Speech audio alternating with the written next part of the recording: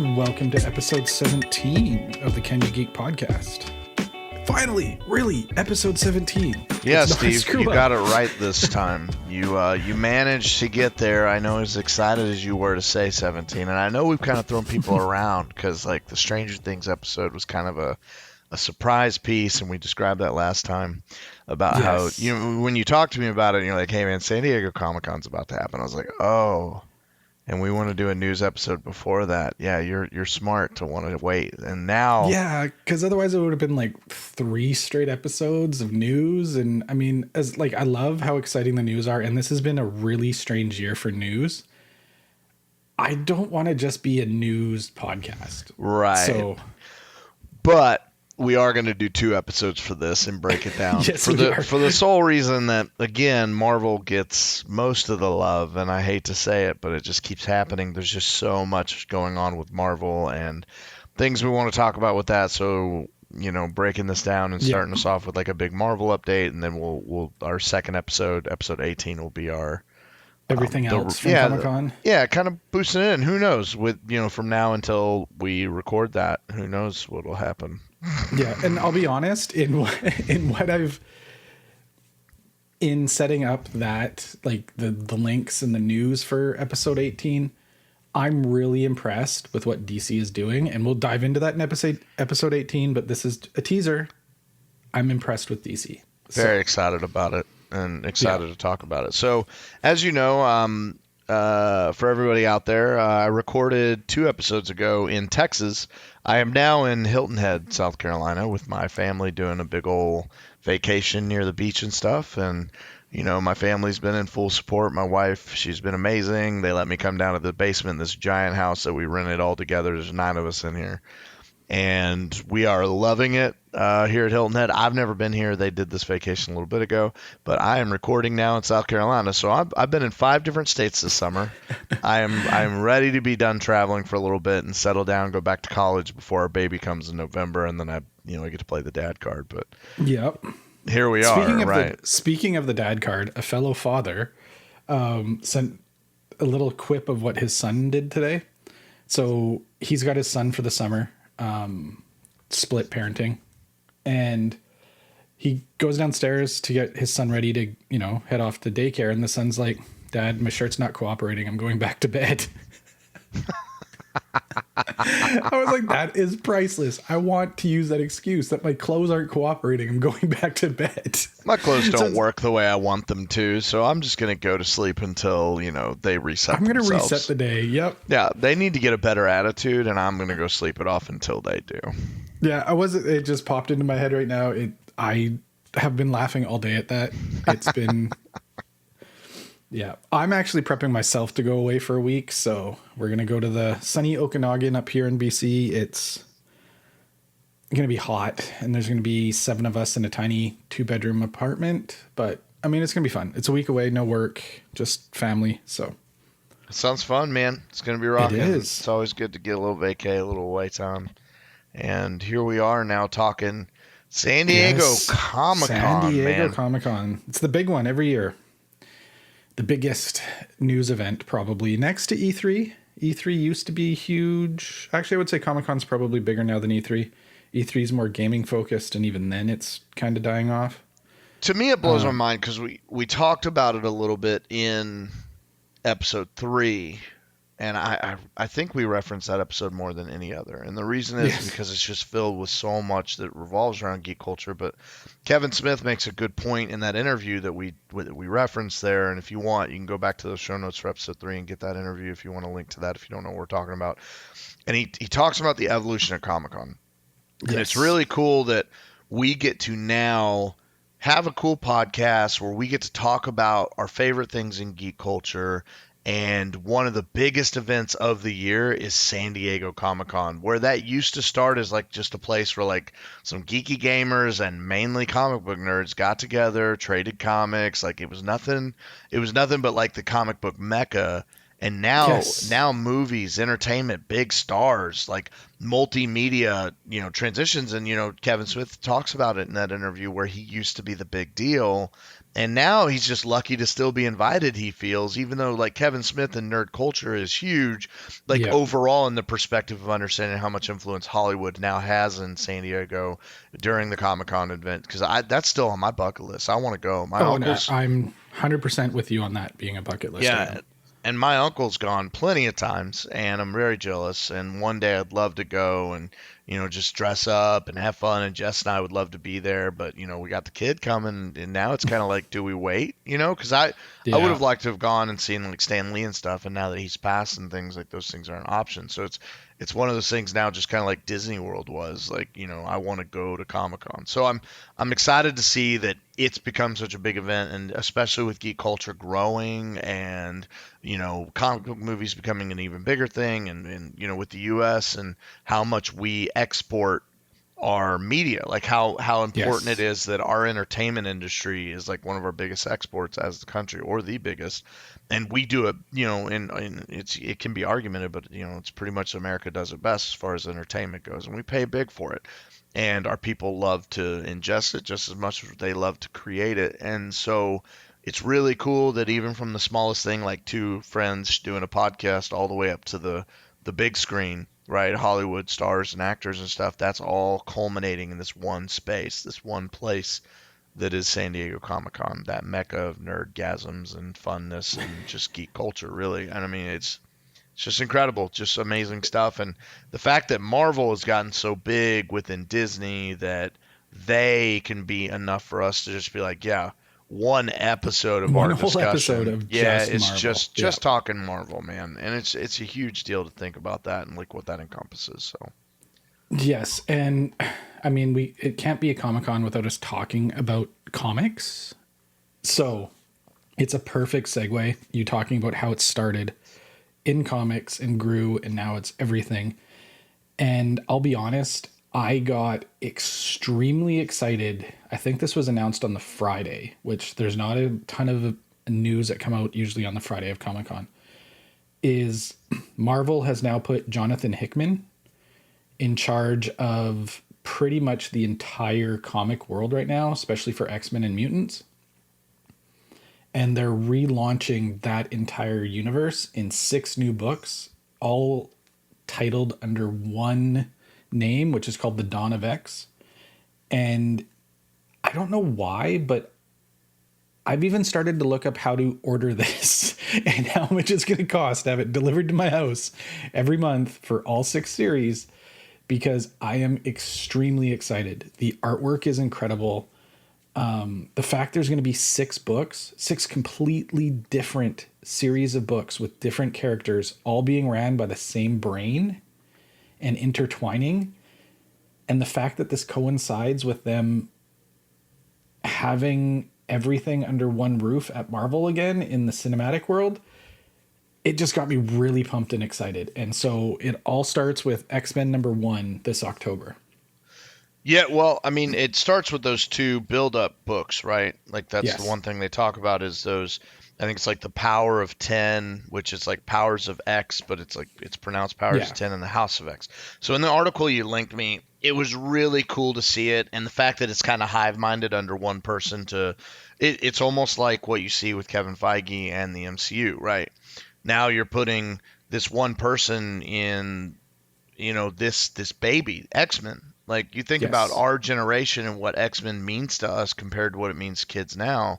Kids now, they see, what the movies and the TV shows bring. So maybe even something as, as cool as like Iron Man and Captain America and Thor and Hulk, and like they see those, but I don't see the kids as much nowadays wearing like all the X-Men stuff and caring about the X-Men, because the X-Men have just so badly died off due to, Fox's, honestly, their I know, horrible movies. yeah, well, they're mishandling, right, of Yes. such a great franchise. And Marvel, it's a business approach, right? If you want to strangle and starve the product that you don't own, then take it out of your own, right? And in Yeah, comics, the perfect example is Fantastic Four in that. Yep, exactly. Right. You kill them off, you get rid of them, they don't exist. And with X-Men, I mean, you're talking about X-Men, if you were to split all the heroes and villains of Marvel in half, X-Men is half of it, right? Like, Yeah. you Oh no, can't, easily. because of how many mutants have been created and designed and how big and interwoven the mutant kind and that group of people, that team, and what's come of it in the different books and stuff, like that's a huge title to get back under the Disney roof, within Marvel's control, where they're going to be able to play in the cinematic universe with TV shows and such, so on and so forth.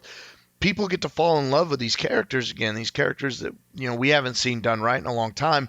And it is important that it starts in the books. It is important that it starts where it needs to start, which they reference in here. They talk about giant size X-Men. So, and I don't know how much you know about X-Men's history, but when it was created in the 60s, it wasn't a popular book. X-Men No, it wasn't. took late 70s, wasn't it, when it finally started to catch on? No, early 70s. So giant Early size 70s, yeah. X-Men, giant size #1. So Hulk, Incredible Hulk 181 introduced a character. I think it was the Wendigo, and then you saw this crazy character that had these claws and nuts, the like nutty costume and stuff. His claws and nuts. He had these claws and this nutty costume, and where is he from? He's Logan, man, from Canada, Yep. and you know what I mean. And it's Wolverine, and so Wolverine's second appearance happened in X-Men Giant Size #1. So what happened in Giant Size #1 is they introduced some new X-Men that we know and love today, and it revitalized what happened in the X-Men stories, and people fell in love with where the X-Men were at, and they fell in love with this character Wolverine. They got to meet Nightcrawler and Colossus and Storm, and they got to find all these characters beyond what originally existed, because you had Professor X in the beginning with Iceman and Cyclops and Beast, who wasn't the big blue guy at the first, right? And Jean Grey and that the original X-Men, and then you had Magneto as their Juggernaut is older. He was in, I think, X-Men #4. And these are all off the top of my head. It's been a while since I've looked at X-Men books and which ones are which, but I'm pretty sure Juggernaut makes his first appearance in X-Men #4. Magneto and his, I think it's Scarlet Witch and what's his name? Quicksilver. They make their first appearance in X-Men #3, and there's just these big comics that happened early on. These characters that we see as iconic now, they weren't popular then. And then this giant size issue, and that's why they talk about giant size, because they are now in the same position. X-Men have died off in popularity over the years, whereas they were at their height in the 90s when we were kids. Yes. The cartoon was booming. We loved everything about it. The comics, just X-Men everywhere. And you introduce all these. I mean, that's where Deadpool comes from, right? You get Cable, who's been my favorite since I was a kid, but now he's popular because he was in a movie. And outside of what Cable and Deadpool have done, what Ryan Reynolds has done with that franchise, and even the movie Logan, like Wolverine's always loved, the rest of the characters are kind of fallen wayside. And like they've honestly lost favor. And Marvel supported that by kind of ignoring them and not giving them as much attention, just the same like you said with Fantastic Four. And it's so funny, I swear, Steve, we're almost psychic, because this leads we talked about what we wanted, we talked about what years they would be good to do, and it's almost like we're just in Kevin Feige's ear. If he's listening to this, I'm so excited that he can take our grand ideas. We don't have any insight. We don't have insight, and yet everything we're seeing in the reveals, I swear we covered. Like, it's kind of cool. I'm thinking pretty cool, like pretty close to all of our wishes is what they actually announced. And I'm super stoked about it. Which is nuts. To me, I think that we're onto something, which I think is just super cool that you and I have been able to break this down and talk about what we want, what we love, what we're interested in, what we want to see, and that we get it.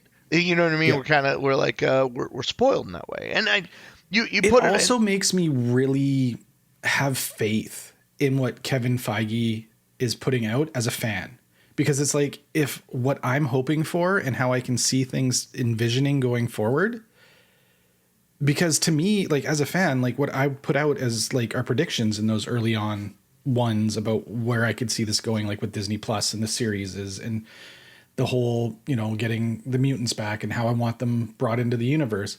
That's me as a fan thinking other fans are really going to enjoy this vision and how they could do it, and seeing that it kind of is the way Kevin Feige's thinking makes me really excited.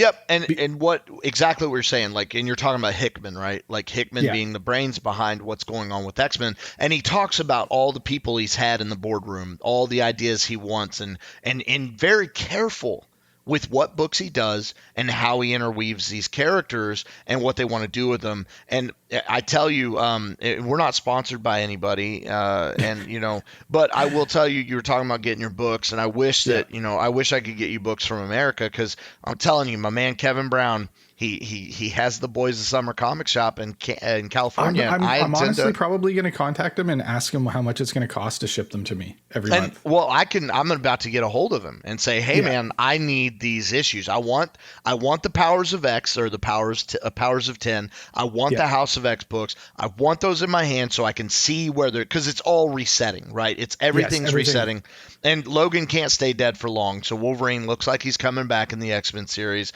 right? But X-23's got her prominent piece, and I really want to read this Marauders book. Yes.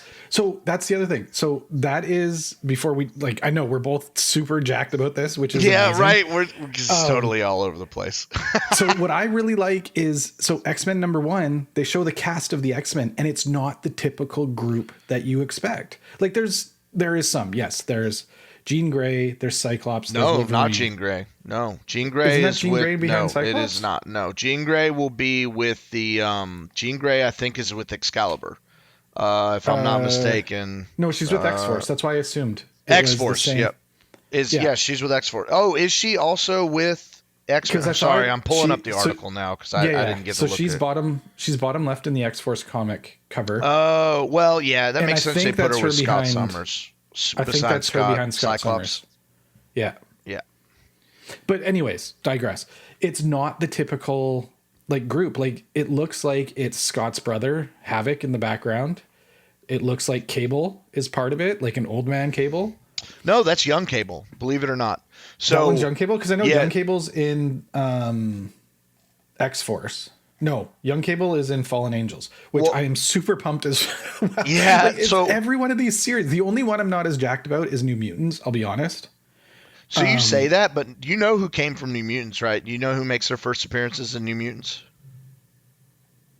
I want to say yes, but I'm having a brain fart. Okay, so two heroes made their first appearance in New Mutants. Two big names, pretty big. Now that's not it. There's a lot of X-Men who made their first appearance in New Mutants, but Cable and Deadpool both made their first appearances in the New Mutant series. I will just let you know that right now. I have both those books, and they are both in New Mutants. So just so you know, I know you're not as excited, but New Mutants brought us some of the most amazing. But why don't you I'm list just looking off at the casts. Yeah. So well, why don't you list off the titles that we're getting with the X-Men books? So X-Men #1 is the start, which is October. And then it's Marauders. As well, we're going to get Excalibur, which Excalibur is going to be a mix of mutants as well as magic and going into the other world, which is super exciting because Gambit and Jubilee are two of the main people, and I absolutely love both of them. Okay, I'm not a big Jubilee person, sparkle fingers there, but I do enjoy. I like seeing Gambit and Rogue. Rogue. That and Rogue's drawn appropriately. I'm just saying, like we get, you know what I mean, and Apocalypse. You're talking about my favorite villain in the X-Men universe, and has been. And it looks like he's a good guy. He looks like he's traveling the team. So. Yeah. And I want to know why. I want to know why. I want to know why Apocalypse is part of this team. It makes sense that Magic is there. And Psylocke is Captain Britain. She drops her Psylocke moniker and is the head of the team as Captain Britain, which is, again, super exciting. What? Are you sure? Yeah. That person in the middle holding the sword, that is Psylocke. No, because Psylocke's part of Fallen Angels. Betsy Braddock Psylocke, the sister of the original Captain Britain Braddock, will be taking up his mantle for the series of Excalibur. I know, she's in the other one as well, but she's also in the Excalibur series. Okay, so now I'm even more, I want to know, right? I want to know. I want to know. So what are the other books then? We have New Mutants. New Mutants, yep. And then we have Fallen Angels, which I'm super excited for because, again, it's Psylocke with Young Cable and X-23. And then you have X-Force, which looks incredible the way they're doing it. So the way they describe it in this article, and again, I'm going to have this in the show notes, is their X-Force is split into two separate branches. One is the intelligence branch and the other one is special ops. So on intelligence, you've got Beast, Jean Grey, and Sage. And then on the special ops side, you have Wolverine, Kid Omega, and Domino. Yeah, and it looks like Colossus as well. Yeah, Colossus is probably in the Wolverine, middle. Wolverine, and like there's some cool. Here's what's interesting to me. So X-Force was originally led by Cable. Like Cable was the X-Force leader. So it's interesting to see what they're doing with that, how they're running this. I want to see how they put Nathan Summers in. I want to see his interactions with his dad, what they're doing for like history, if they're going to give origins. I'm super excited. I intend on talking to Kevin and going, sir, I want all of these books delivered to me, please, pretty please, with a cherry on top. I want to know what's happening every with month. X-Men. I want every book. I want everything. How could there be anything more exciting than seeing our favorite childhood heroes back in action, done possibly very correctly, and hope, the art just looks incredible. I'm sure the writing's going to be amazing. It sounds like everybody's passionate about getting their hands on these characters and giving them the life they deserve to be given in return. And I'm very, very excited about it. And just as you said, there is no better way to start off news for San Diego Comic-Con than talking comics first. And we're not even going to get off comics yet. Next, we're going to talk about the fact that they are bringing out a whole new Spider-Man series. Yeah, that's Miles going into the Spider-Verse, right? Yeah, which is super cool. Because, that movie was so well received for good reason. The Into the Spider-Verse movie was incredible. Telling Miles Morales' story and letting him interact with Peter Parker, and just the animation, the soundtrack, man, everything is just, the movie's just amazing. If you haven't seen Into the Spider-Verse, it is worth your time. I love that movie. It's so much fun. It's really good. It's got heart. It's got action. And to take that character and give him some more love in this comic, I think well-deserved. Yes, love. Very much so. Yep. Yeah, no. And the picture of the Spider-Man they all have on the front is really exciting. And it's one of the few times I'm going to give Marvel credit for not ignoring a character that's owned by somebody else. Right. So, that's the thing with Spider-Man. It's hard. So if you talk about a character you can ignore and why it's so important that, you know what I mean? Like X-Men, honestly, that's something that you could take and kind of drop. Fantastic Four, really, you can take that and drop it. The only people who really get mad at it hard. Dropped it real hard. You cannot drop Spider-Man. No version of Spider-Man. Spider-Man can't go anywhere. If I was honestly to get Stan Lee to talk about his favorite character, it's Spider-Man. The most loved character in Marvel is Spider-Man. Like Spider-Man is Marvel. Like honestly, and you look at the trademark in the bottom of all those comic books is Spider-Man's face for a reason. Amazing Fantasy 15 hit the books. And boom, you have Spider-Man, and he is loved. He is the most popular hero in Marvel. He's not the oldest by any means, but he is the most popular. And he's too big a name to fail. And, I think Sony knows that making money is important. I enjoyed the Venom movie. I don't think it was widely well received as far as in general. I know a lot of people who didn't like it, who weren't impressed with it. And Marvel just does it better, right? Like Marvel. Well, I think, and so the problem with the Venom movie, which again, this is speculation on my part and rumors I've, read, and just originally my understanding was they wanted Venom to be rated R. Was the original plan. It was going to be like Deadpool. They wanted it, edgy. Right. They started shooting it that way. Some higher up or something said, no, make it PG-13 so that we can tie it into Spider-Man and have a Spider-Man crossover eventually, because, the deal with Marvel is going to end. And we want to be able to take that momentum and add it into this universe. And so they decided to cut it and make it PG-13. So they reshot some scenes, they redid a few things, but so there's like this weird disconnect. It seems in some scenes where it's like, it really should have been darker, but then it doesn't quite go there. And then it tries to lighten it up with like weird humor that doesn't quite hit. And it was a weird flow. I enjoyed the movie. Like, don't get me wrong, I absolutely enjoyed the movie. I think Tom Hardy did an incredible job as both Venom and as him. He did the voice for both. Eddie Brock. But yeah, as Eddie Brock. And it's just like, I'm excited to see Venom 2. I'm excited to see what they do going forward. But it's just, yeah. Yeah, well, and that's the thing, man. You know, you got to take risks, right? You know, when Ryan Reynolds got a hold of Deadpool and he's like, I'm doing this R, I'm doing this right. It got the love for a reason, and it started as a fan love thing. Like, what he did was incredible, showing that little preview, that little trailer that was, it could have possibly been nothing. Leak. Yeah, right. The leak, the quote. Yeah, exactly. And so and I was doing air quotes. So did I. It's funny you said that. Yeah, so did I in the air. And it's one of those things where Tom Hardy is an actor you don't waste the talent of, and I feel like that, like what you just said, the flow hurt the movie, and that was the problem. Like, I enjoyed it, but it could have been better. And it's not like our rating means the world. I'm not saying that, but if you wanted to make it PG-13, you start with the script in that piece. Yeah. You don't rip it apart in the middle of it and go, never mind, let's do it this way, because you will ruin the flow, the feel, and the passion behind it. Think about that. You're a director and a writers that get this, you know, the script finalized, and you want it a certain way. For it to get, let's do it this way. Like, that hurts. That hurts a little too much. That hurts the flow, and it hurts everything that's going on. And it's a bummer. It really is. Yeah. So the whole Carnage after scene.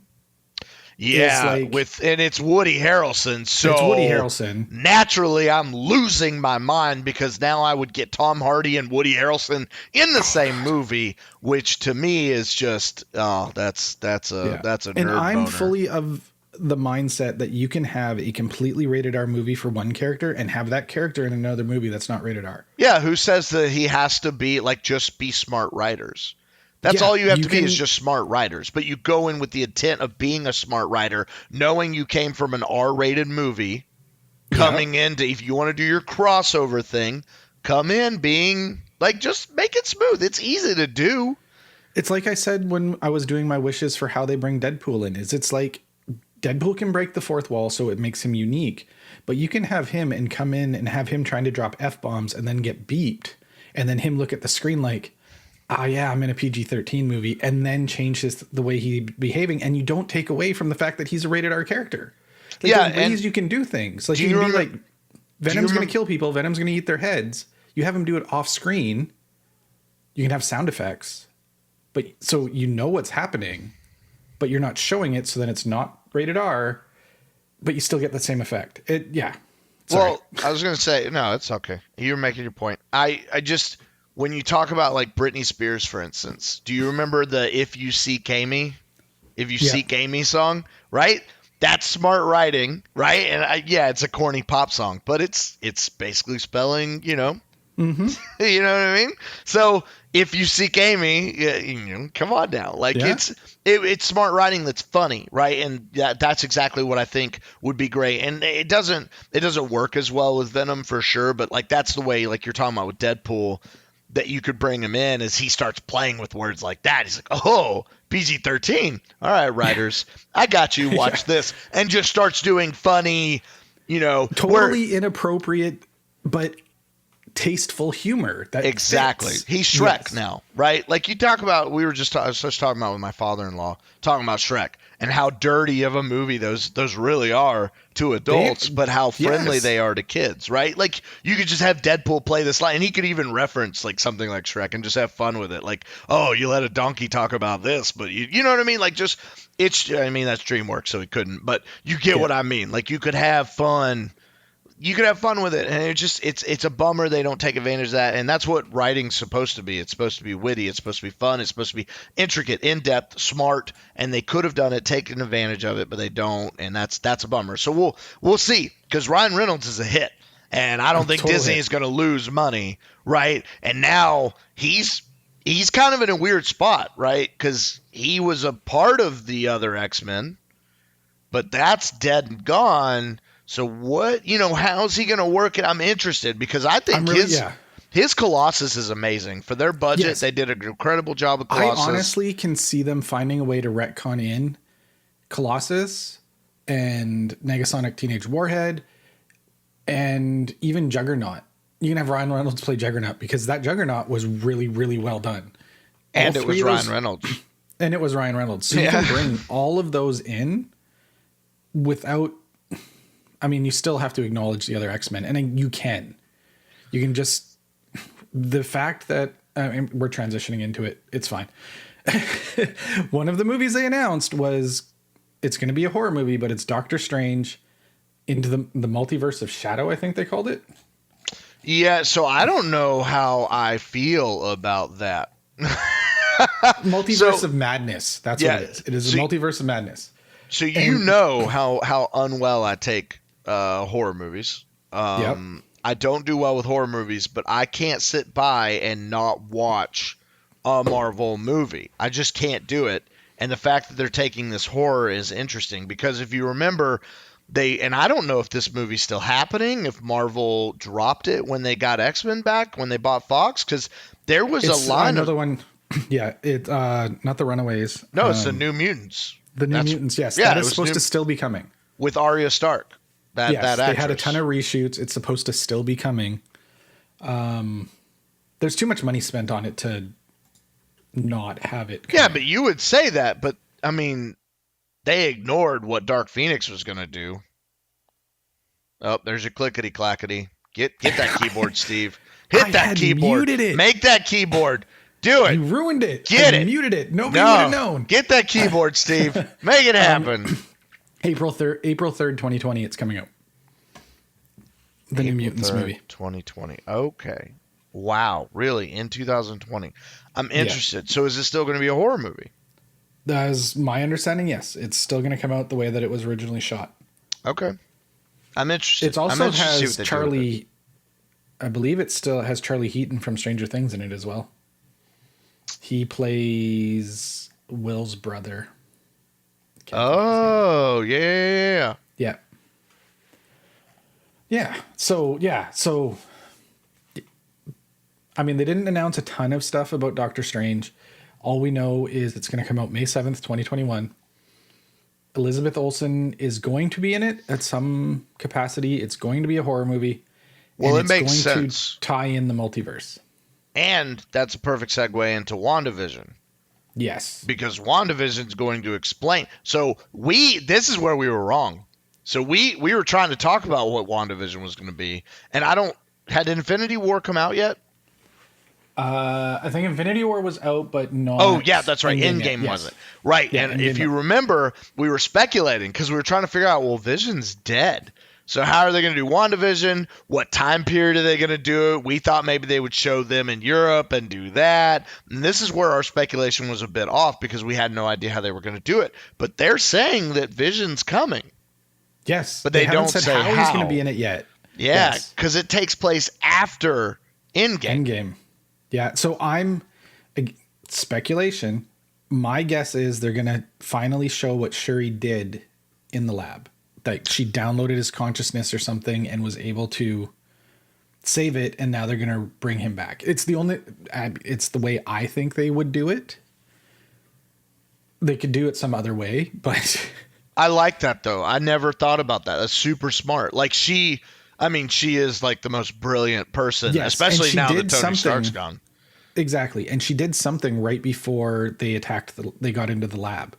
Like you saw her, she was rushing and then she like quickly closed something and then ran out of the lab. Yep.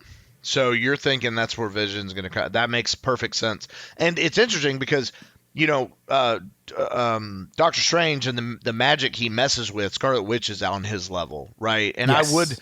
I'm interested to see because, they have the other movie coming out, which movie was that? The Shang-Li? No. Yes. They're doing the Shang-Chi. Sorry, that's what. Shang-Chi, yes. Yeah, the Shang-Chi movie, which is so funny because we were just talking about how terrible the Mandarin was done in Iron Man 3, and now the Mandarin's coming back for real, and they're acknowledging Iron Man 3 in a way, which is so funny to me that we just got done talking about this, and then this would be announced, and that we're gonna. And so the funny thing about the Legend of the Ten Rings, if people don't know about, like, do you know anything about the Mandarin? Not Well, I'm gonna. I know a little bit, not enough to really. Yeah. I So mean, just go. I shouldn't be wrong here, but the 10 rings they're talking about are the rings the Mandarin uses. So the Mandarin's power comes from these rings he wears. And that's his power. Like he used, and they all have different things. So I'm wondering if that's what it's talking about, the Legend of the Ten Rings, because it's already confirmed that the Mandarin is in the movie.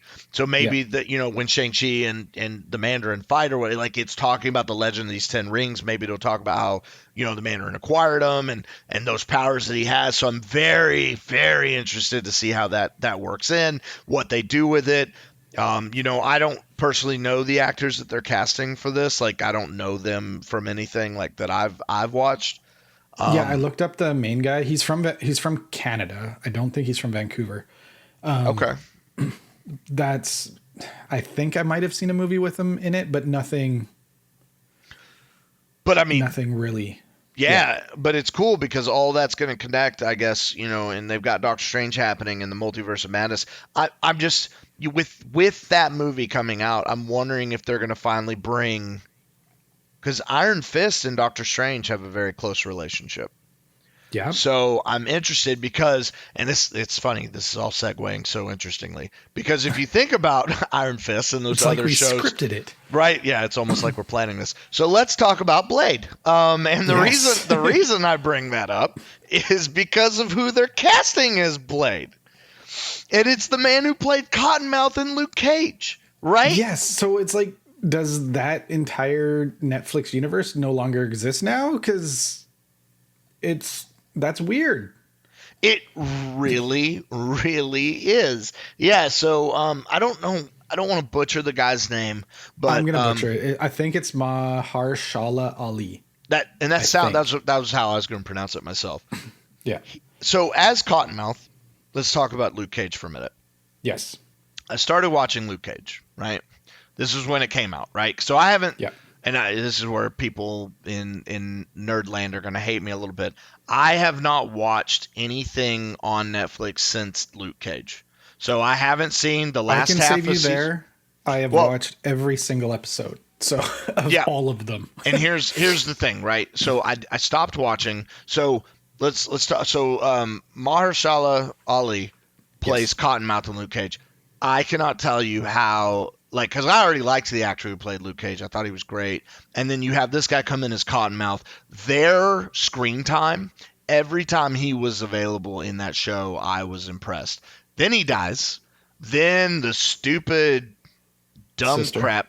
No. Or wife. No. The other dude, the other guy who Oh. comes in. I can't remember who he is. The guy from prison. Yeah. I'm having a total brain fart. The He's guy was actually- mad that his dad favored Luke Cage in football when they were young. It was just the dumbest speech in a theater I've ever seen watching it. I turned the show off, and I haven't watched anything since because I couldn't trust it. So I haven't seen the Iron Fist show, which I heard is garbage. I haven't seen the Defenders show, which I heard is garbage. I haven't watched the last half of season 1 of Luke Cage or the second season of Luke Cage because I heard they're garbage.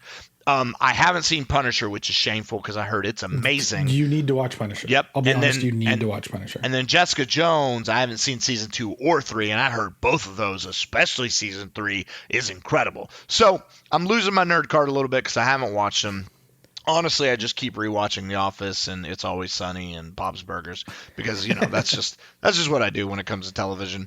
It's hard for me to get into TV shows, and I will say that it's sad for me in that way, but like I'm so ingrained in what the MCU has to offer. I'm more excited about what's happening with Disney Plus. I would like to watch those shows because, like I said, I thought the actor who did the Punisher was amazing. But this guy, Mahershala Ali, like, he is amazing, and I'm very, very interested to see him in Blade. We just talked about how we wouldn't mind seeing Blade again, and just Exactly. how, like, it's just incredible. Like, I wouldn't have minded, Wesley Snipes coming back, but No, I wouldn't have either. But what I found this even guy- more incredible about this, he went to Kevin Feige and asked for the role. get out, really? Seriously, he pitched the movie, the idea behind the movie. He came up with like everything for this. He walked in and said, I want to be Blade. This is what I want. This is how I want to do it. This is the idea I have for the show.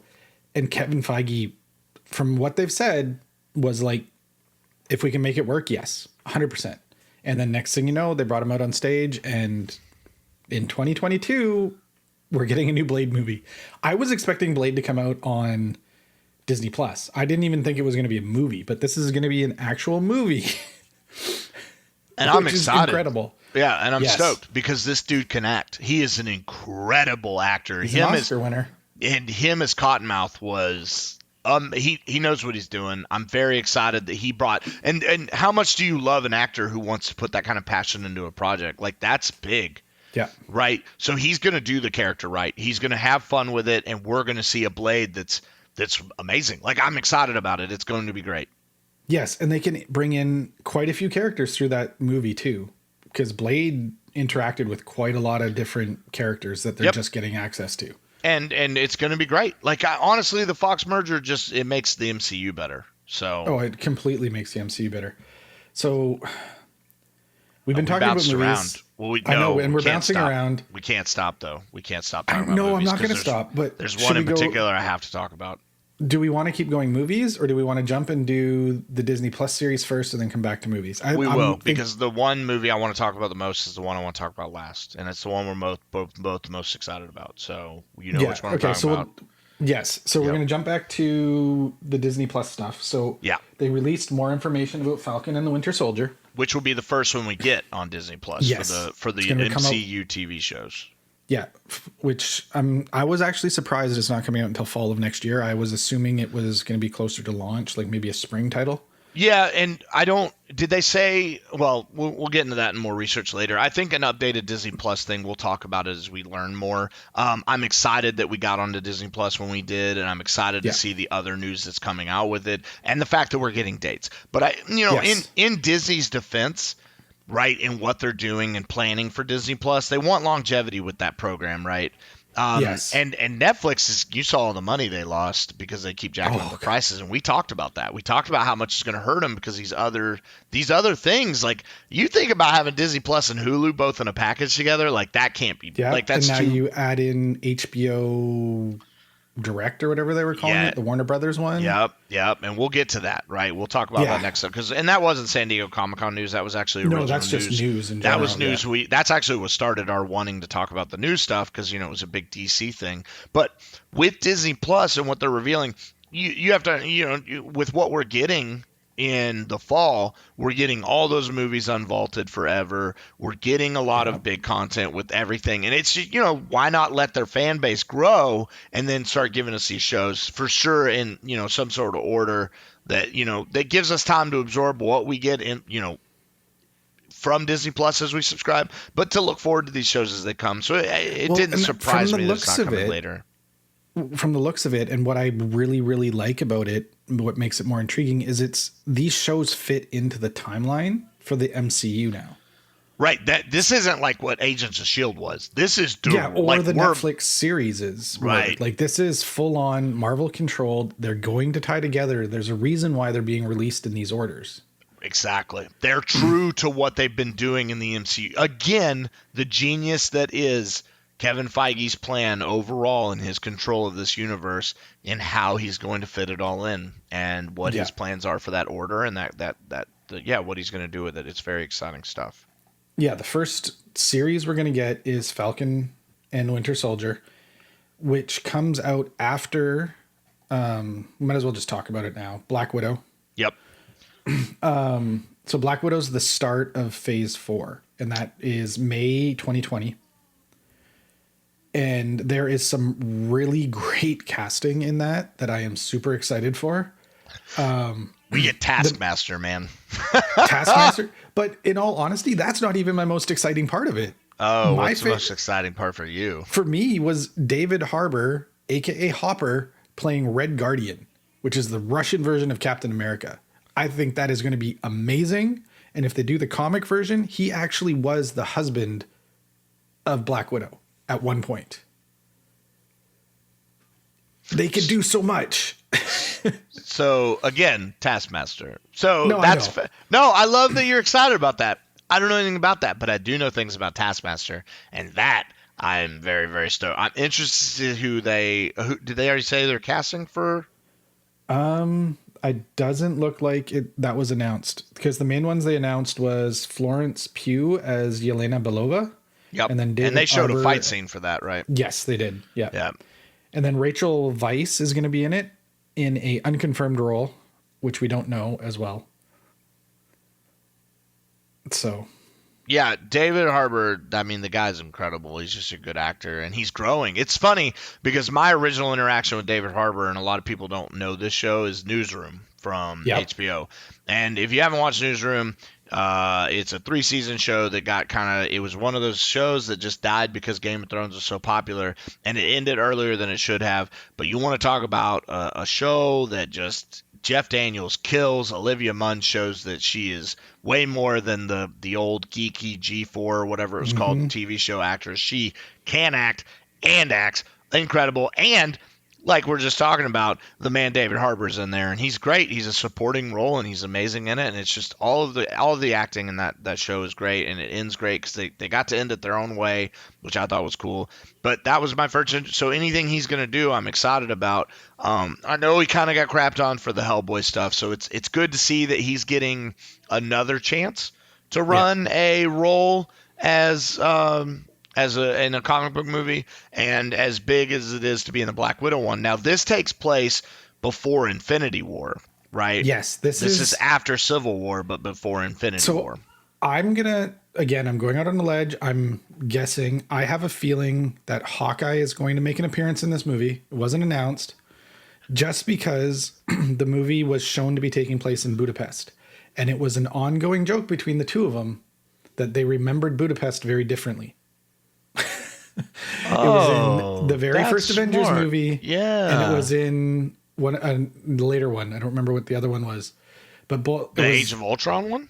It might have been Age of Ultron. And both times they were like, this reminds me of Budapest. And both of them were like, you remember this very different than I do.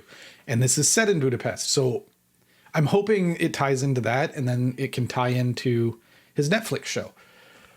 Yeah, look at us. We're segueing. We're segueing everywhere. And yeah, so again, I was going to try and follow the timeline, but screw it. So hard to do so. It is.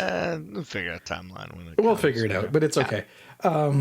So the Hawkeye TV series, which initially I was like, oh, this, it could be good depending on the way they go. And I think I even said that when we talked about it at the Disney Plus episode, where the way I would have liked to see it happen was him training the replacement and kind of his whole thing. And lo and behold, what did they announce by showing in the opening? He's going to be training Kate motherfucking Bishop. So, pardon my language, but super excited because, again, they're setting up this Young Avengers going forward that they've already, which we skipped over with, WandaVision, where they're going to have the older Monica Rambeau, who's the daughter of Captain Marvel, who in the comics is a superhero. Not the daughter of Captain Marvel. No. The daughter of her partner. Right, her flight partner. Right. Her flight partner. Yep. And so she's the grown-up version, which in the comics, the grown-up version is a superhero, which again leads into this very female-centric Avengers team that they've been building, which they can totally do, and people should never hate on, because that's the way the comics are now, is they have Ant-Man's daughter plays a character. There's Kate Bishop, who's Hawkeye. Monica Rambeau is on par with Captain Marvel, if I remember in the comics. She's very close, power-wise. I thought she took over as like Iron Man or something. No, that's somebody different. So that is, it's a much smaller character. So that is Ironheart, the one you're talking about. Okay, is that his daughter? No, it's actually another character. So in the comics, it is a really smart girl who builds her own suit that then Tony gives approval for her to take up the mantle of being like Iron Man, and gives her the resources to take over. Oh, okay. So kind of like what they're doing with Peter Parker already. Yes, where Peter gets to right. Yeah. Okay, that makes sense. All right, fair enough. Yeah, and that's hinted. It's never mentioned anywhere, but again, that's a hinted one. Like even Robert Downey Jr. has come out and said he thinks that she would be a great character. It's a controversial one, which again we can dive into more later because not everybody really likes that comic series, and it's a shorter run. There's some controversy around the character in general. I think it would be amazing. I liked the Ironheart option. I mean, I screwed up and called Rescue Ironheart. Yeah, we fixed that. Yeah, exactly. We did. But again, yeah, it's like, yeah. But to your credit, yeah, I mean, you know, I don't really care that people want one thing or another. I trust Kevin Feige's direction, man. If he wants to put Ironheart on a show, I'm sure he'll make her awesome, and I think it'd be great. And it'd be interesting to see how they would do it, right? And I'd be interested to see how that works and like what they do for turning that into something useful in the shows, right, or the movies, right? Like and take that because it's hard without somebody in the suit, right? So it's interesting to wonder who's going to take over that because maybe they're doing Peter as like a kind of a replacement for him, but I don't think they should. I don't think that's ever should be Peter's role. Yeah, like, and really, we'll see what happens because Parker Industry, like that's supposed to be a competing piece because your three geniuses in that the traditional were always Tony, Peter and Ant-Man, the original Ant-Man, Hank Pym. Thank you, God, Hank Pym. Right, so they and then you also add in Mr. Fantastic. Oh, yeah. Well, I mean, it's Fantastic Four. Who cares about them? I don't. No, I know, but he's coming.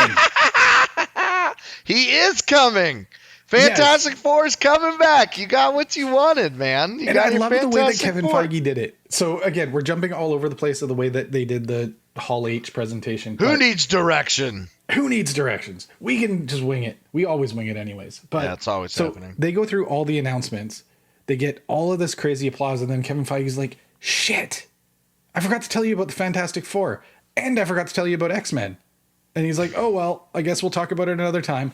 And then that was like it. Yeah. Like, I know I totally paraphrased what he said, but the way to do that, as a fan, I hated it, but I also loved it. Yeah, you can appreciate what it is, for like what, like, oh, hey, yeah, we're just so you know, guys, we're thinking about them. Right, like that. It also means they're going to be bringing characters in. Right, so there's going to be hints. Which is exactly like I said.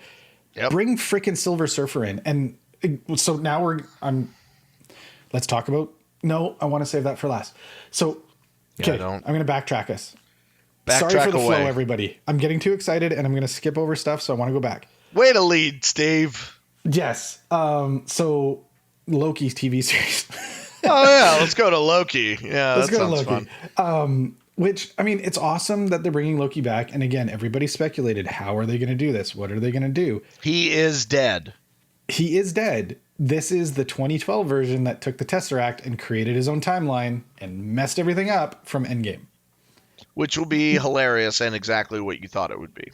Yeah, and it's a great concept and extremely smart to do because you can totally do it and not have an issue with it.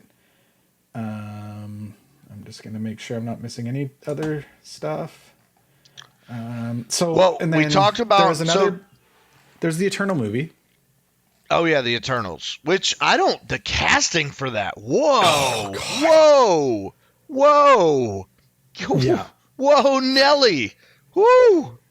What a cast. What a cast. And man. Apparently that's not even everybody that's like signed on. Apparently there's still people that are rumored to have signed on that will maybe be announced later, like the girl that plays 11, Millie Bobby Brown, is supposed to be one of the characters in the movie. Which is the insane. casting for this movie is insane already, and then if you start to throw in the other rumored people, it's gonna be off the charts. And so for those that don't know, I'll run through the cast. So it starts off with Selma Hayek as the leader of the group Ajax. You have Richard Madden as Icarus, Angelina Jolie as Athena, Brian Tyree Henry playing Phastos, Don Lee appearing as Gilgamesh, Lauren Ridloff as Makari, Leah McHugh as Sprite, and Kumal Nanjiani, I'm probably butchering his name, as Kingo. And again, this is a much smaller known comic series that not everybody is going to know. It's very much one of these like space-based comics, but in the comics, it's how mutants were created.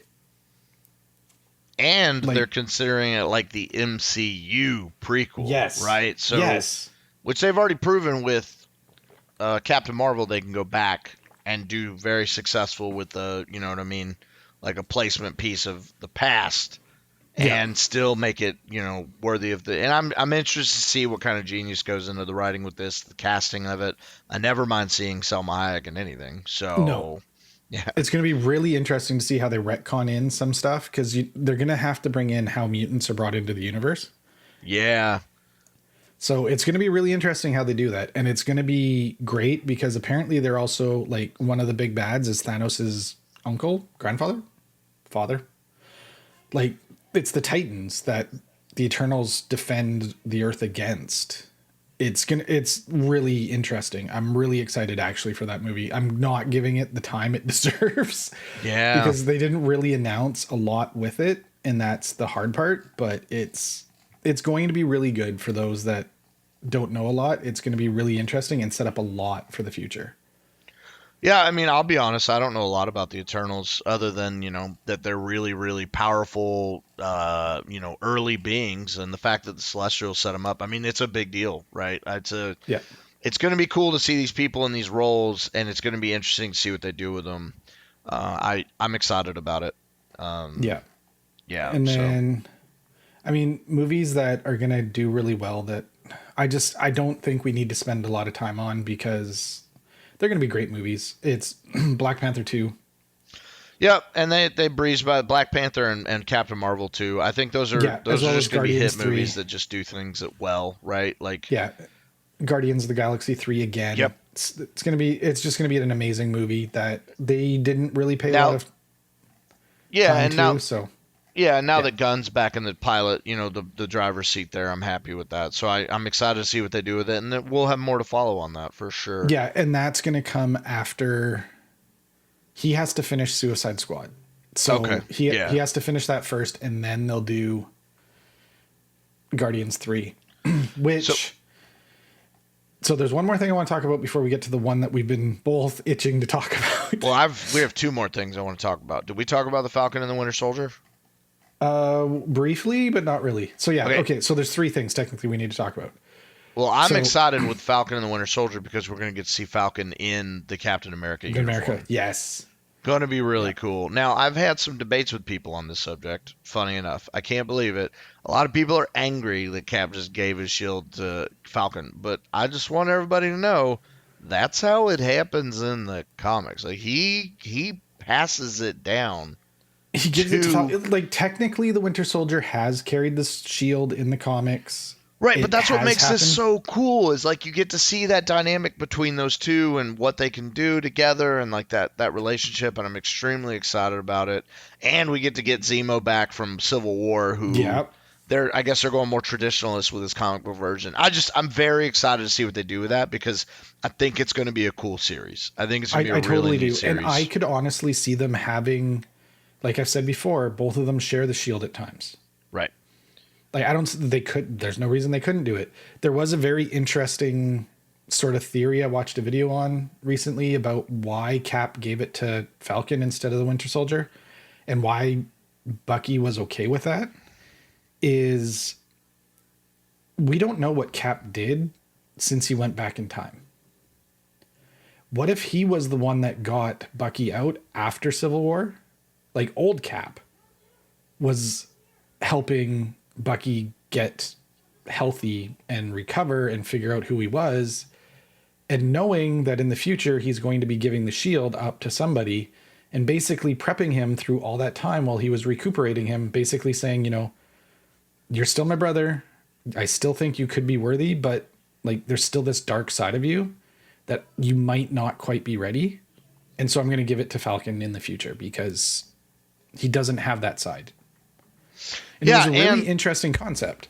I think it's good, and I love it. Like, I love that character development. I think it's really cool, and I think that despite my hate for Captain America that I've had since I was little, I think Chris Evans brought life to that part that just Yeah. made me kind of love him, and it was kind of hard not to, you know. And really, it's hard not to love all the characters in the MCU and what they've done with them, and it's interesting, except for characters in Iron Man 3, because again, I don't. It's what Iron that, Man 3. Yeah, right. Well, but either way, Yeah. like very, very excited about that, and very excited to see that outfit and kind of see how you know, Sam does it, or you know, how that actor portrays that role, and how, you know, what we get to see on that side of Falcon and Winter Soldier, and just seeing those, you know, Bucky and Sam as a duo, and kind of how much fun they have together, and like some of the comedic moments we'll get to see. We got to see a little bit of that bromance before, and we get to see a little bit more of it now, and I think it's going to be fun, exciting. Yeah. I mean, like I said when we talked about this before, when it was first announced, I could watch a series where it's 80% of them fighting over who needs to clean the house and 20% of them fighting bad, Yeah. and laugh. And it would the be whole amazing. time. Yeah, and Yeah. it'd be comic relief the whole time, and be fun. Yeah. So one of the other announcements from it was the What If series. Yeah, so that's a big one, and I'm impressed with what they're doing with it, because they are giving star treatment to a cartoon, despite this Yes. being nothing to do with their universe. They are still giving it just as much love as they Yep. would any of their movies. Every actor that has played a part in the MCU will play that role in the animated series. They have 25 confirmed MCU actors that will be reprising all of their roles in the What If series. How cool is that? That is insanely cool. So for those that don't know, the What If series is hypothetical questions posed. Like, what if Steve Rogers became Iron Man? You should have just said, for those that don't know, go listen to the episode where we talk about it. That is also as well. Shame if you on haven't, you, Steve. Yeah, like what if Peggy Carter becomes Captain America? It was a pretty short run comic, wasn't it? I actually am not sure. I have a couple of these books, and I've personally never read them. I just obtained them I bought an entire comic book store that was going out of business in Hawaii. I bought their entire collection and ended up with some of these What If books. And I never got around to reading them. I didn't know much about them. So when I learned about this, it made me want to kind of dive into my comics and read some of these old books and see them, because they seem interesting to me. I think it's a really cool concept, and I really wish I'd have opened them up and read them. They're just sitting back, stashed in some random area somewhere, so I definitely want to grab them and see what they're all about. But they sound fun. I think in a cartoon, it's a lot of fun to see how the animation is going to be. To hear those familiar voices is so important, and I think it's really, really cool they're doing it that way. But what I think's really cool, and this is kind of like on another deeper level for me, right? Because it's called What If. Right. So these are things that aren't happening in the MCU. To me, it's like another level of depth that it's cartoon. Right. Like, I think it's neat that, you know, the MCU, all of their shows that are legit part of the MCU are all live action, just like the rest of the MCU is. But the moment we get into a series that's, you know, that's unique and fun, it stays unique and fun by now being transitioning into the world of imagination within cartoons, right? You get the same acting voices, the same familiar voices. Everything's the same. The quality of writing, the quality of acting, the quality of, you know, in the voices that you get, you know, the humor, the drama, the love, and everything. But it's now done in drawings. It's done in, you know, in cartoons, because it's fake to a universe that's fake, but is done in live act. I just think it's cool. I think it's on another level, and that's probably not what they were going for. But for me, it's interesting. It's interesting to see it, because like even when you watch like some live action shows, when they play along with like their what if situations of like they go into like almost a cartoon world. So it's kind of a neat like layer to add to it. Like I just think it's cool. Really, what I wish would happen is, and here's what I want to see. Do you remember that TV show where it would start with like the old person in the chair reading you the book? Like, I want this to be Samuel L. Jackson with like a cigar in a black robe. Like, he's not going to be the overarching person. It's going to be the Watcher. done by Jeffrey Wright. Oh, cool. Okay, well, So they could very well do it that way, and that would be incredible. I totally agree. It would you be get like what? him reading the book, like what Yeah, if, and it's like yeah. Iron Man on the front, and it's like what if Iron Man, and then they could do like in the episode even a couple different versions of Iron Man, like what if Steve Rogers became Iron Man, what if, and then like do a couple different types like versions and tie that in, and that could be so well done. I think it could be amazing. I think it'd be a lot of fun. I think it'd be cool to see, and I'm excited to watch it go down. And I'm excited to see the show. I really am. Yeah. And I think the level of attention they're giving it makes it just that much more important as to how much they care about what they're doing. And I get that, again, money is a big motivator in these sort of things. But I mean, I appreciate it. Like us as fans, like we get to love these things even more because they give it that much attention, and I think that that's a good thing. I think it's incredible. I think they've been doing a really great job in their movies. Like I said, Spider-Man: Homecoming wasn't really a big deal to me. I thought it was a run-of-the-mill, safe movie. It gave me the same feeling as I got from like the original Captain America. It was a safe movie that just it worked, it did well, and I thought Tom Holland is incredible. I'm not saying he's bad. And then you see Far From Home, and that movie is on another level. Like that movie is amazing. Tom Holland really comes into his own in that movie, and he is just like just the cast, all the characters are so like just so good, and his interaction with Happy, just like we talked, it's just so so good. Well done. So well done. Yep, and it was a lot of fun. So I believe I told you I follow two people on Twitter. Yes. I follow John Bellion because I love him, and I follow Taika Waititi. Yes. I don't know how much you might have peed your pants when you saw that he was going to be doing Thor: Love and Thunder, but so I imagine your excitement was real. Oh, God. Before they even announced it was called Thor: Love and Thunder, I lost my mind because it came out. He officially signed as the director for Thor 4 and the writer. And so I was like, okay, this is great news. This is awesome. You're already excited. I was already excited because I love what that man does. And then Hall H hits and they're like, oh, by the way, here's Love and Thunder. And, we're going to be just the title sequence alone that they have for that. Like the look of it, it's like old He-Man, 80s nostalgia. I was like, oh, this is so good. And they have Tessa Thompson come out and she's going to be reprising her role as Valkyrie. And they sit there and they go, somebody asked the question and was like, what do you think your character should do as her first thing as king? And her response that I absolutely loved was, she needs to find her queen. So exciting. That's a huge win for the LGBT community too. It is. LGBTQ community. Yes. No. For those that don't know, this means that Tessa Thompson's character, the Valkyrie, is the first openly gay character in the MCU. Which is major. Extremely major. And do you want to know who I want her queen to be? I do want to hear. I do, yes. I want it to be one of two people. If I was to get what I wanted, it would be Shuri. If she's not too young. I don't know how old she is in the MCU. I don't know how old she is either. Or Captain Marvel. I'm down with either. I'm not sure. I am too. I think it's... People have been hinting Captain Marvel. I think that's the consensus right now, is everybody wants it to be Captain Marvel. Okay. That's fair. I mean, I'm down with whatever they do. But that's not why I'm excited about this movie. Nope, and I get me either. And I get to tell you why I'm excited. Okay, so let me give a history before you go and reveal what's happening. Well, I'm going to reveal. No, I'm going to let you reveal. I'm taking it from you. No, do it. I'm all for it. I've been saying all the other news. You go for this one. Okay, so I hate Thor. I've hated Thor since I was like, again, it's so I have an obsession with mythology. I love mythology. Mm-hmm. I love the study of mythology and religion. I think they're hand in hand the same thing, but that's just because of my own views. But I respect faith and things like that, and that's a totally different conversation I don't want to dive too deep into. But just my appreciation of the study of mythology and religion and the history of humanity. And like communion, people, everything that there is, it's interesting to see the evolution of that. Well, in Norse mythology, I've always loved the different mythologies, and Norse mythology is special, and that's a lot of that. Why I've loved like Thor Ragnarok and what it did, and it played on that a little bit. But I've always had appreciation for like Loki, Odin.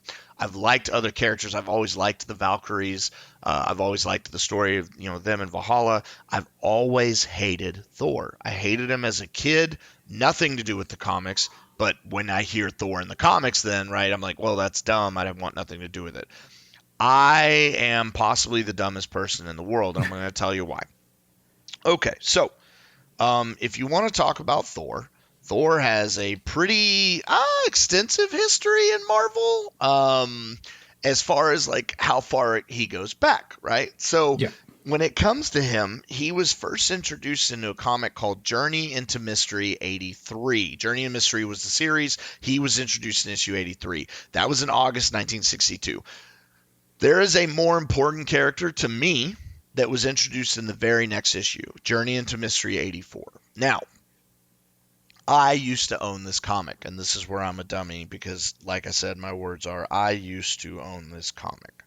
So I had Journey into Mystery 84, which is Thor's second appearance in comics, and I traded it to in a series of trades. This is when I got rid of. You remember I told you I got rid of my first Sinestro. Yep.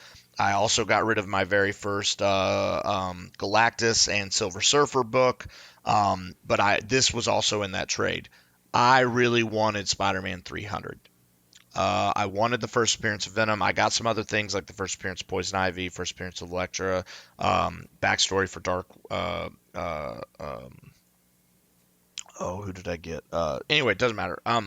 Anyway, it was a big trade at a comic book store. Now, when you're dealing with an LGS or when you're dealing with a local comic book store, you end up losing in the trade. It's just how business works. There's nothing to get around it. It's just how much you want the book.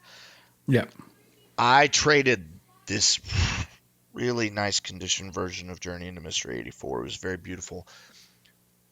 And I regret it because when I came home not too long later, my wife surprised me with a graded version. I've talked about this before of Yes. of Venom's first appearance in comics. Now I have 2 versions, and I lost 3 very important key books because I didn't know she was getting me this very cool present. And unfortunately, I couldn't undo the trade.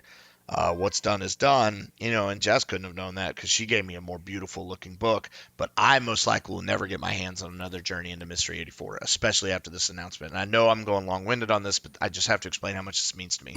So there was a time I hated Thor. I didn't like him. And then a friend of mine, his name is Baron, I met him when I worked for a company I was with, and he said, listen, I know you don't like Thor, but I'm going to show you why he's amazing. Okay, I'm going to show you why he is the best or a well-written character now. And so what happened with it is, and I feel terrible because I cannot remember the guys. It's Aaron, I believe, or Aaron something. And I was trying to find it before I had to talk about it. But I can't remember what his name was, but he was writing Thor. So what happened is he wrote Thor and he was doing this series, and so Baron gave me these books, and I really want to give credit to this guy who created it. But he was like, listen, he does Thor well. And this is like, you remember when I told you in the last episode that I knew about young Thor, there was, the younger Thor, there was the modern Thor, like and then the Odin son Thor, if you will. And then there was like, God Thor, right? Like, God King Thor or whatever. So he was writing this stuff, and it was amazing. And Baron couldn't give me the books fast enough, and it took me a while to give them back to him, but it did. But he gave me these books to read, and it was just amazing. Well, he is then made Thor unworthy of Mjolnir, and Mjolnir was then given to somebody else.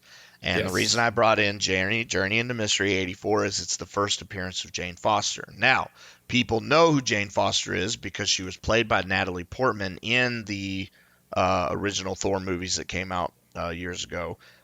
She apparently walked on stage with Mjolnir. Now, what makes this even better is I have had a picture of female Thor as one of my backgrounds for years now. I've had it for years. It's part of a collage that goes on When I opened my computer today, Steve, before we recorded, swear to Christ, I was trying to take a screenshot. Unfortunately, I got a Windows update thing that popped up, and then it changed to my 7 Deadly Sins background.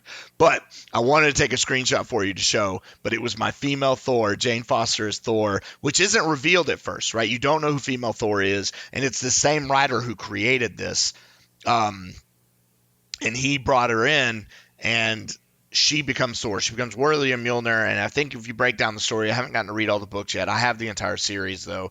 What happened is it was Thor's mom who was wrapped up in it. I think Jane Foster was dying of cancer, so she had the sickness, and she becomes female Thor, and she wields Mjolnir, and I have never loved Thor more. I've never loved Thor more than when it was Jane Foster as Thor. She is such a strong character. She's amazing. It made Thor interesting. It was a lot of fun. There was a lot of hoopla about idiots who didn't like it. They can suck it. Yeah. I don't care about them and their stupid opinions. But I had Jane Foster's first appearance in comics, Steve. I had it, and I traded away, and now she's coming into the freaking unit. We talked about prices. That book is going to go through the roof. Talk about regret. Oh, yeah. That book is going to be worth so much more. But I couldn't be more happy about Natalie, and I know I just ranted forever, so whoever got lost, I'm sorry. It's totally fine. It's just I knew you're excited about this movie as I am, but I know you had a deeper love for Jane being Thor, so I wanted to let you run.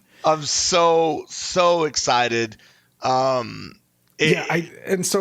don't know if she walked on stage with it in her hand, or if it was on the stage and as part of the whole reveal of her being in the new movie, she picked it up, and I think it was her or Taika was like, "Oh, and by the way, I get to carry this." And then she like holds it up to the crowd and she's like, "It's lighter than I thought it was." Oh. Like it was, yeah, it's the whole thing. The way that they did it is super exciting. And the whole, like, the name Love and Thunder is so good. I'm very excited about it. I cannot tell you how much I'm excited about it. I'm sad. I can't tell you how sad I am that I don't have it. It's funny. So there is a series that was originally done in 1978, and you do want to guess which comic it was that had her wielding Mjolnir? Which one? It was the What If series. Of course it was. Yeah, in 1978, it was the What If series. It was done that way, and and so now they've done it officially where she was. Yep, so she was dying of breast cancer. So I was right on that. I'm trying to find this writer because I was pretty sure it was. She had cancer. I was agreeing with you on it, so that's why I was like, no, I know. That's why I didn't want to be like, oh no, I think it was something like. I was pretty sure you were right. I didn't know you were searching for it, but I was pretty sure you were right. I'm trying to search for that writer's name. I hate that I'm not able to give this writer credit because he changed Baron. He gave me the love to put into loving this, but it was this writer that he showed me that was so incredible. And if he's listening to this, he's yelling at me right now, and I'm so sorry. And I feel so bad. I'm so bad with names. And I've never been good at names. I'm always, especially when it comes to like writers and stuff, and that shows like she first, however, it was Errane and Dodderman's storyline that made the move canon in the official Thor. So it was Errane. I did have Errane right. Look at that. Way to go me. But I don't know his full name, and that's really bumming me out because I want to give this guy credit. But I knew it was Errane.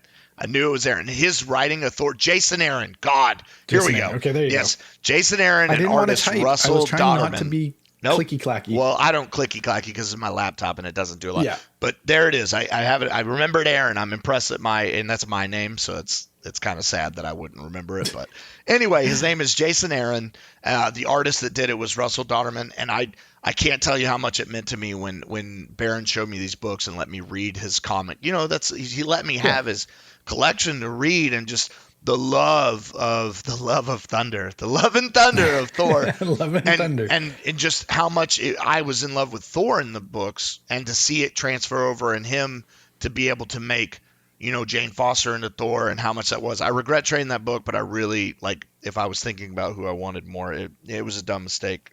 But it's one of those things. I've talked to comic book dealers that sold Detective Comics 27 for like $100, and that book's worth a lot more money now, over $1 million. There's always mistakes like that when it comes to the collecting business. And it's part of the business, right? It happens. Yeah. It's one of those things. If I could ever get my hands on another Journey into Mystery 84, I will, but it's going to be bumped up in price with this announcement. And that's just how Hollywood and comic prices go nowadays. Well, it ties into the same thing. Like my mom's selling my original Transformers, Optimus Prime, all metal, and she should have realized when the dad was like, "Hey, you can't touch that." Like, leave that alone. That it was I'm buying this thing for $5. That it was probably a bigger deal than the $5 she was trying to sell it for. Yep, and it's just little things that happen.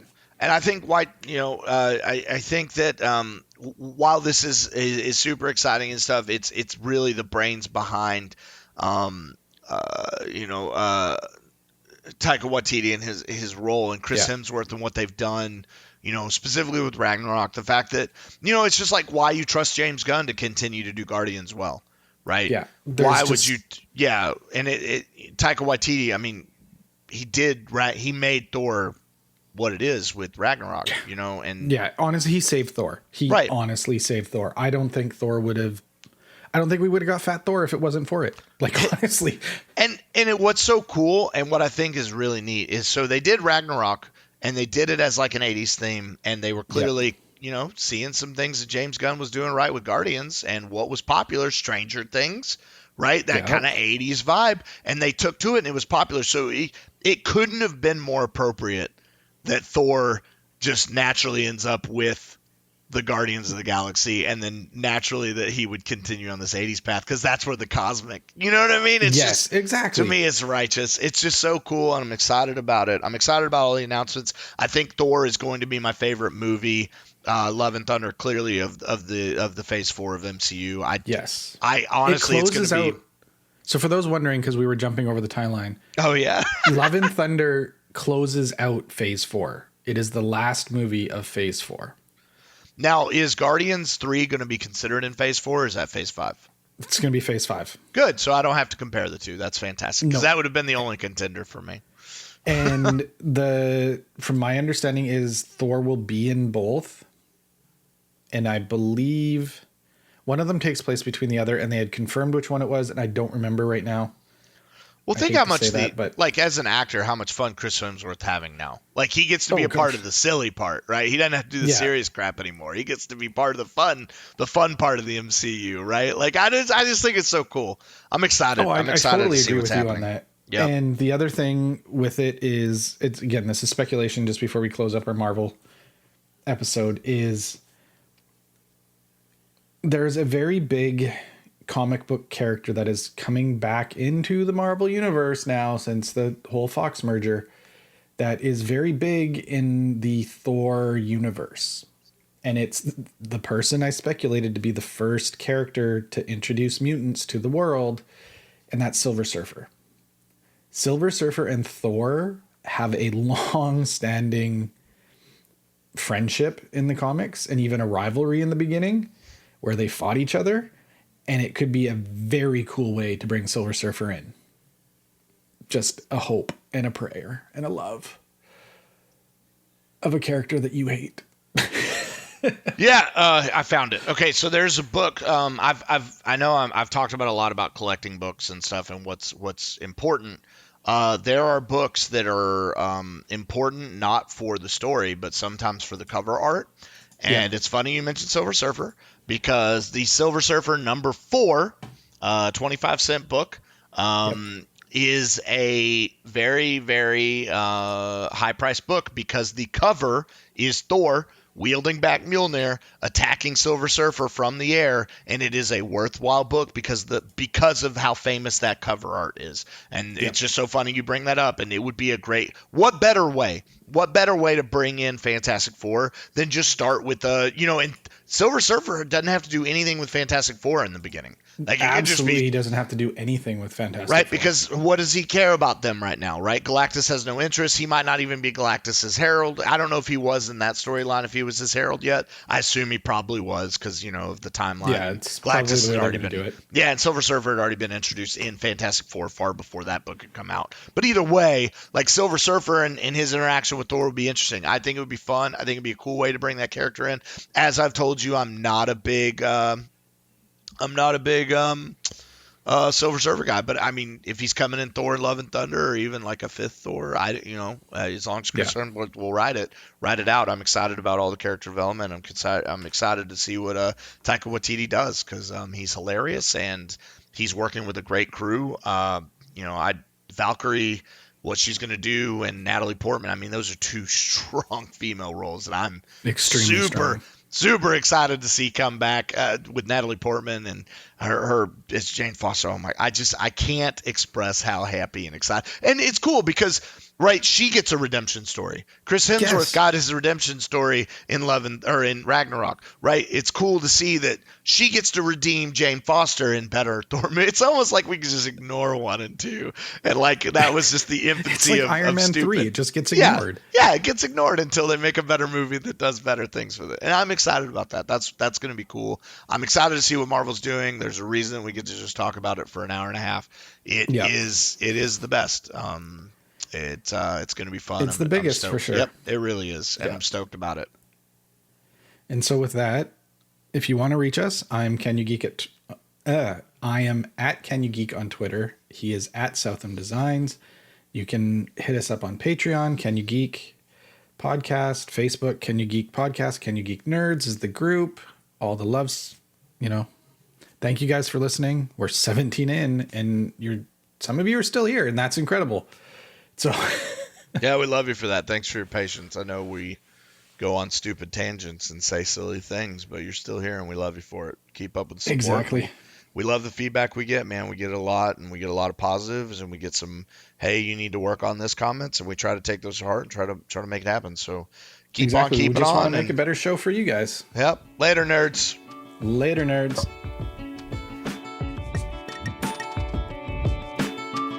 Today's music is used by permission from the artist Broke for free. The song is called Something Elated. You can find it on freemusicarchive.org under the user Broke for free.